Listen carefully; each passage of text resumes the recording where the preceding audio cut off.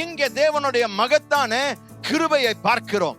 தேவனுடைய தாராளமான மனதை இங்க பார்க்கிறோம். இயேசுவானவர் போதிக்கும் போது எப்படி இந்த மனுஷன் அவர்கள் இருவருடைய கடனை மன்னித்த போது அந்த கடனை மன்னித்ததோடு முடிந்து போகவில்லை, அவருக்கு அது ஒரு நஷ்டமாக ஏற்படுத்தியது. ஏன்?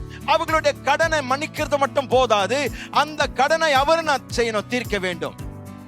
அந்த கடன் அவர் எடுத்துக்கொள்ள வேண்டும்.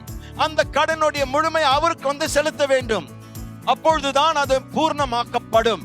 எனவே அவர் சொல்கிறார், எப்படி அந்த மனுஷன் கிருபையால் அந்த இருவரும் மன்னித்தது போல ஆண்டவராகிய இயேசு கிறிஸ்து பிதாவினுடைய அன்பை வெளிப்படுத்த பிதாவானவர் நம்மை மன்னிக்க சித்தம் கொண்டபடினால் அவர் சொல்கிறார், உன்னை மன்னிக்க நான் இந்த கடனை ஏற்றுக்கொள்கிறேன். ஆனால் கடனை ஏற்றுக்கொண்ட பிதாவானவர் நம்முடைய குமாரனை அனுப்பி அந்த கடனை அடைக்க அவருடைய ஜீவனை கொடுத்தார்.